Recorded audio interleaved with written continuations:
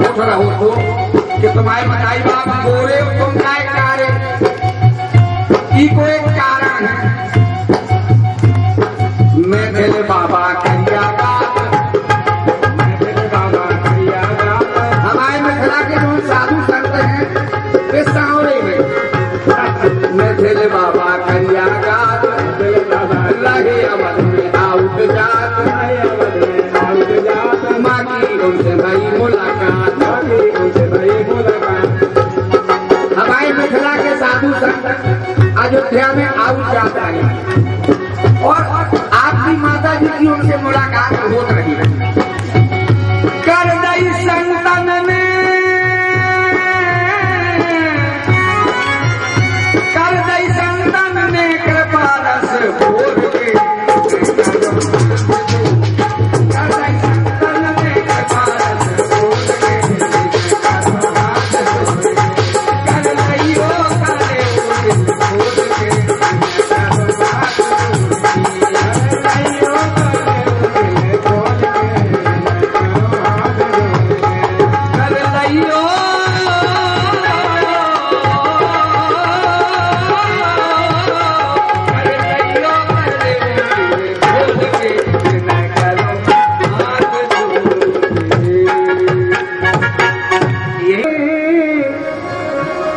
दशरथ जनवासे। महाराज दशरथ समस्त बरातियों के साथ जनवासे में आए हैं। इसके बाद जनवासे में बढ़िया शिष्टाचार हुआ है। शाम को, अब तो नहीं परंपरा है, शाम को फिर बारात के लोग पहुंचते हैं, बारात के लोग एक वहां रहते ही हैं जनवासे में, फिर बढ़िया स्वागत सत्कार एक एक की प्रशंसा। इसके बाद सभी लोग परम प्रसन्न होकर के वहां रह रहे हैं। प्रेम रामायण जी में तो सरकार ने वर्णन किया है कि मकर संक्रांति तक बरातियों के साथ महाराज दशरथ मिथिला में। जब जाने की तैयारी करें तो गिरिराज जी रोक लेते। अगहन के प्रथम पक्ष में आ गए, मार्गशीर्ष के प्रथम पक्ष में आ गए और मकर संक्रांति के बाद जा रहे। मकर संक्रांति तक तो उसके बाद विदाई का प्रश्न नहीं उठता है हमारा, मकर संक्रांति के बाद ही विदाई हो सकती है। तो मकर संक्रांति तक रहे हैं महाराज। आज भी मिथिला का नियम है कि दुल्हा को 1 महीने ससुराल में रखा जाता है। आज भी चल रहा है। जो दुल्हा ससुराल में नहीं मोटाया वो कहीं नहीं मोटा सकता। इतना स्वागत, इतना, जो दुल्हा अगर ससुराल में नहीं मोटा करके गया फिर कितना स्वागत।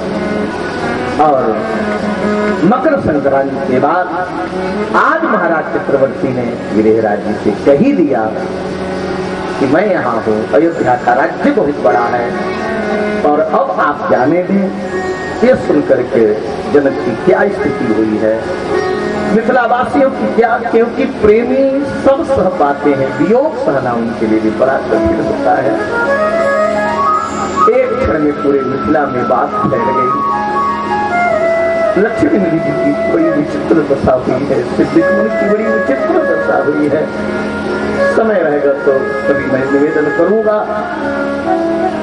अम्बा सुनैना जी, माता का कर्तव्य होता है अपने कर्तव्य जबकि किशोरी जी को कुछ सिखाना नहीं है। सारे धर्म, सारे कर्म जिनसे निकलते हैं, सारी विद्याएं जिनसे निकलती हैं, तो मात्र कृत्य को माता सुनैना ने किया है, अपने साथ लेकर के सोई हैं। लेकिन नींद नहीं, कल मेरी लाडली चली जाएगी। बीच बीच में जग करके अम्बा सुनैना जी रोने लगती, किशोरी जी हृदय से लग करके अम्बा को समझाती, वे भी अपने को संभाल नहीं पाती। प्रातः काल चक्रवर्ती नर नरेंद्र महाराज दशरथ जी चारों कुमारों को लेकर के आए हैं। श्री जनक जी ने बड़े स्वागत के साथ चारों कुमारों को अंदर भेजे हैं। 4 सिंहासन पर माता सुनैना ने चारों दुल्हों को बैठा करके आरती की है, भोजन पवाई है, स्वागत की है। बस एक ही मैं शब्द कह पा रहा हूँ, अम्बा सुनैना जी राम जी के चरणों को पकड़ करके रोते रोते हुए कहती, लाल जी ये मेरी पुत्री सीता सबकी प्राण है, सबकी जीवन है, आप मिथिला को भूल मत जाना। राम जी ने कहा कि अम्बा मिथिला का तृणपादप भी मुझको अतिशय प्रिय है। फिर लक्ष्मी देवी जी के बारे में कहना ही क्या है। अंत में विदाई की स्थिति आ गई जिसको लोग नहीं चाहते हैं। उस समय आ गया, किशोरी जी की विदा की क्या दशा हुई है कि कोई भी मिथिला में अपने को रोक नहीं पा रहा है। हास्य हास्य सोर बहु भीतर बहिर आकाश। आकाश में देवताओं की पत्नियां रो रही हैं, देवता लोग रो रहे हैं, अंतपुर में अंतपुर की स्त्रियां रो रही हैं, बाहर पुरुष मिथिलावासी रो रहे हैं। जिन तोतों को, जिन मैना को, जिन पशुओं को किशोरी जी ने स्पर्श किया है, वे चिल्ला चिल्ला के कहते हैं, हे लाडली, हे सीता जी, आप कहाँ जा रहे हैं? हम लोग आपके बिना जी नहीं सकते। जिन बेलियों का स्पर्श किशोरी ने किया है, वे बेलियां मुरझ मुरझ करके लटक गई। कि जड़ की स्थिति है तो चेतन की दशा को कौन कह सके। श्री सिद्धि कुंवर जी मूर्छित हो गई, अम्मा सुनैना जी मूर्छित हो गई, सखियां मूर्छित हो गई। प्रेम रामायण में तो ऐसी स्थिति आई है मेरे भाई कि आज किशोरी जी को पहुंचाने वाला कोई स्त्री मिथिला में बची ही नहीं, सब मूर्छित। किशोरी जी को कोई पहुंचा नहीं। पृथ्वी ने विचार किया, क्या मेरी लाडली सीता को इस मिथिला भवन में कोई पहुंचाने के लिए मेरी सीता अकेले हो गए?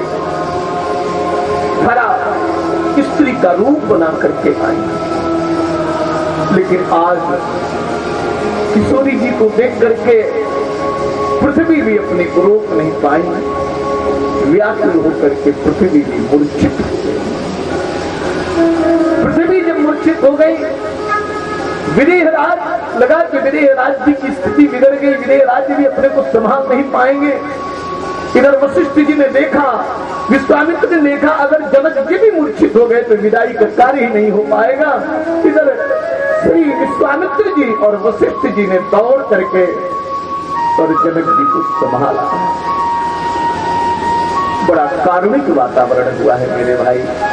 विदा करते समय कैसे जनक जी ने विदा किया है, दासियों को, सखियों को एक एक विचार करके किशोरी जी के साथ भेजते हैं। लक्ष्मी जी के साथ बहुत दूर तक विदेहराज जी पहुंचाने के लिए आए हैं। अंत में भुकारे भर करके चक्रवर्ती दशरथ जी ने कहा कि महाराज कहां तक आप चलेंगे, आप लौट जाए। बड़ा सुंदर यहाँ पर मिलन का बड़ा विलक्षण प्रसंग मैंने कह नहीं पा रहा हूं। अंत में राम जी भी अपने को संभाल नहीं पा रहे हैं। लक्ष्मी देवी जी तो मूर्छित हो गए। मूर्छावस्था में ही महाराज विदेहराज जी ने अपने पुत्र लक्ष्मी देवी जी को रथ पर बैठा लिए। विदेहराज जी देख रहे हैं, जब तक बारात के लोग चल रहे खड़े हैं महाराज जनक, जब तक हाथी घोड़े दिख रहे तब तक देख रहे हैं, रथ की ध्वजा दिखती रही तब तक देखते रहे, दूर दिखती रही तब तक दिखते रहे। अंत में स्थिति बहुत बिगड़ गई है। महाराज जनक लक्ष्मी जी को उसी अवस्था में लेकर के आते हैं। प्रेमियों की जीवन का आधार होता है प्रेमास्पद के दर्शन की आशा। मिथिला के लोगों को, मिथिला के नर नारियों को एकमात्र ये भरोसा है कि अगर मेरे प्राण बचे रहेंगे तो ये श्री सीता जी की जन्मभूमि है, वे मिथिला जरूर आएंगी। जब सीता जी मिथिला आएंगी तो राम जी भी आएंगे, तो सीता राम जी का दर्शन हो जाएगा। दर्शन की आशा लेकर के मिथिलावासी अपने प्राण को, मैं कहां तक, लखनलाल जी ने कहा कि हनुमान जी मिथिला में 3 दिन तक किसी के घर में चूल्हा नहीं जला, 3 दिन तक जनकपुर में किसी के घर में चूल्हा नहीं जला है। चौथे दिन लोगों ने थोड़ा सा फलाहार केवल दर्शन की आशा लेकर के किए हैं, और 4 दिन तक लक्ष्मी जी मूर्छित है, चौथे दिन होश में आए हैं। यहाँ पर पाकर ग्राम में बरातियों का विश्राम हुआ है। पाकर ग्राम के बाद जब चले हैं, रास्ते में भगवान परशुराम जी का दर्शन हुआ है। मैं केवल संकेत कर रहा हूं। और परशुराम जी अंत में ठाकुर जी के प्रभाव से प्रभावित होकर के, पहचान करके उन्होंने वैष्णव धनु दे करके ठाकुर जी में अपने को समाहित कर गए, सब करने के लिए चल दिए। बीच में स्वागत प्राप्त करते हुए अयोध्या के सरजू तट पर बारात के लोग पहुंचे हैं। महाराज वशिष्ठ जी ने मुहूर्त का संकेत किया है। उस मुहूर्त में सभी चारों कुमारों को, चारों दुल्हनों को लेकर के अयोध्या नगर में माताएं पहले आ गई, क्योंकि माताएं ही बारात में गई थी। तो वहां से क्योंकि बहुओं को उतारने की जरूरत है, तो माता कौशल्या, माता सुमित्रा, माता कैकेयी आ गई। आगे आकर के माता कौशल्या, सुमित्रा, कैकेयी ने चारों बहुओं के पालकी पर जल फेर करके उतारी है और 4 सिंहासन पर बैठे। बस यही दर्शन करा करके मैं वाणी को गिरा। ध्यान दें, 4 सिंहासन पर माता कौशल्या ने बैठाया है। चारों पुत्रों को, चारों बहुओं को आरती उतारी है, बलिहारी बलैया ली है।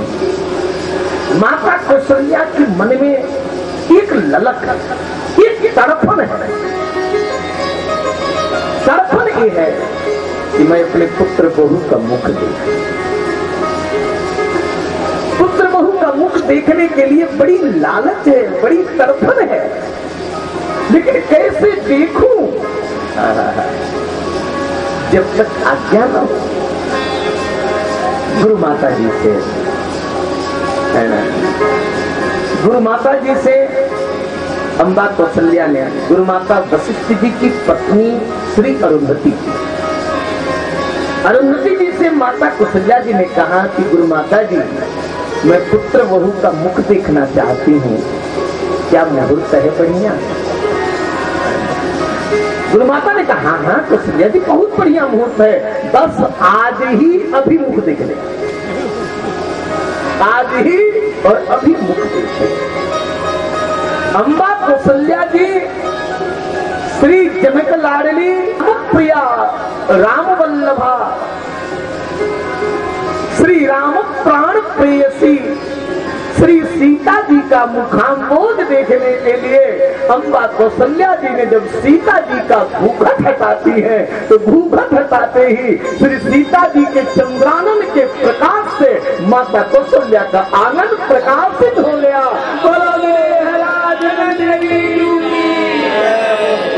चारों तरफ प्रकाश ही प्रकाश फैल गया।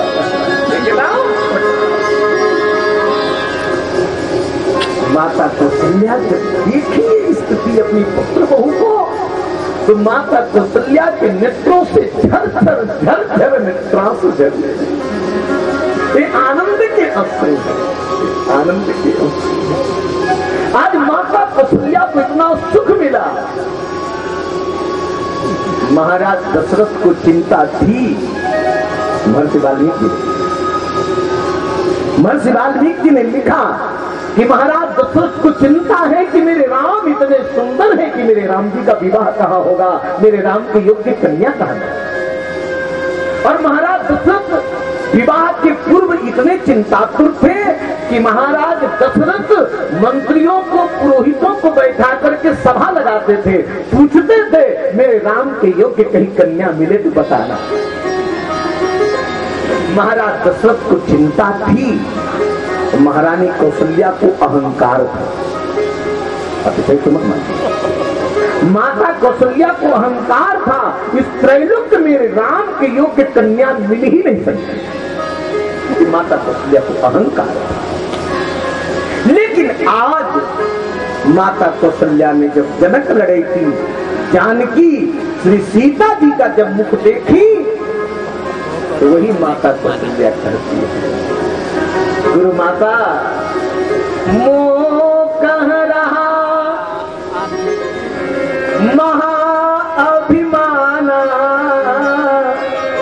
मोर लाल सौंदर्य निधाना, मिली न दुल्हिन सुत अनुरूपा, त्रिभुवन मोहन श्याम अनूपा।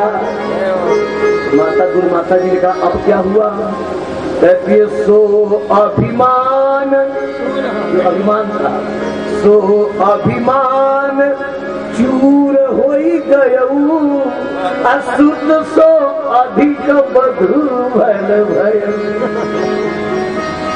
मेरे पुत्र बहुत, मेरे पुत्र से भी अधिक सौंदर्यशाली, लेकिन ये नियम है, ये विधि है, ये परंपरा है, शास्त्र विधान है कि जब पुत्र बहू का प्रथम मुख सास देखे तो मुख देखराई नेग देना होता है, नेग देना। अब महाराज दशरथ की पट्ट महिषी महारानी कौशल्या जिधर दृष्टि डालती ये दूं सब कुछ दिखाई नहीं पड़ता। और विश्वास करें, विचार करें, एक इनकी पट्ट महिषी है चक्रवर्ती दशरथ। अब चक्रवर्ती किसको कहते हैं? जहां तक सूर्य का चक्र चलता है वहां तक का राज्य जिसके अधीनस्थ हो चक्रवर्ती राजा। अब उन चक्रवर्ती राजा दशरथ की पट्ट महिषी महारानी कौशल्या को अपनी पुत्र बहू के मुख देखराई के नेज में कुछ मिल ही नहीं रहा। गुरु माता में क्या दो, कुछ नहीं दिखाई पड़ रहा। कौशल्या जी कहती कुछ नहीं दिखाई पड़ रहा है, क्या दूं? गुरु माता जी ने कहा कुछ नहीं दिखाई पड़ रहा है। कहे कुछ नहीं तो कहती राम जी को दे दी, राम जी को दे दी। इससे बढ़कर के कुछ होगा हो? राम जी हमारी किशोरी जी के मुख देखराई नेग में मिले।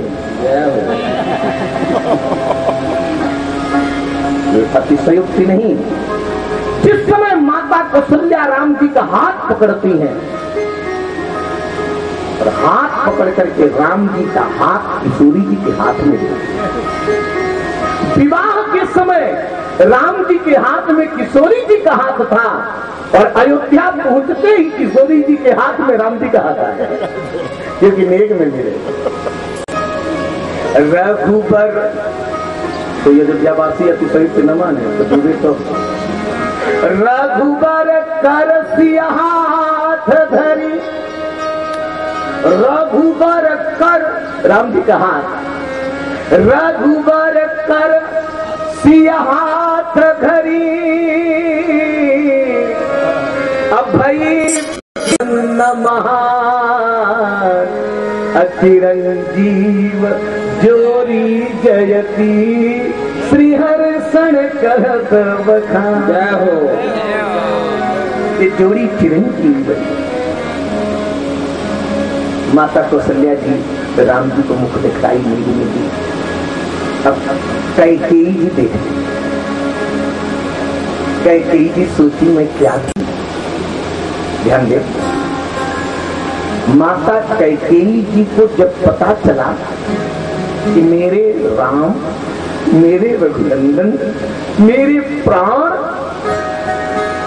भरी सभा में जहां पर देश देशांतर के राजा उपस्थित, जहां पर कोई जिस धनुष को उठा नहीं सकते थे, हिला नहीं सकते थे, उस धनुष को मेरे राम ने तोड़ दिया और त्रैलोक्य विजय के साथ विदेह राज पुत्री को उन्होंने प्राप्त किया है। तो मेरे राम आएंगे तो मैं राम को पुरस्कार दूंगी।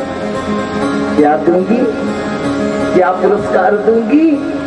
तो माता कौशल्या जी ने माता कैकेयी जी ने माता कैकेयी जी ने विश्वकर्मा को बुलाया। ये विश्वकर्मा देव शिल्पी है, बहुत कारीगर, बहुत अच्छे विश्वकर्मा जी। अब विश्वकर्मा को बुला करके माता कैकेयी जी ने कहा कि विश्वकर्मा जी आपके पास जितनी कला हो वही कला बाकी मत रखना, और सारी कला लगा करके एक ऐसे भवन का निर्माण करो जो ऐसा भवन त्रैलोक्य में कहीं भी न हो, और ऐसा भवन आपने कभी कहीं बनाया न हो, और भवन केवल सोने का होना चाहिए जिसका नाम कनक भवन हो। तो कनक भवन आप तैयार करो।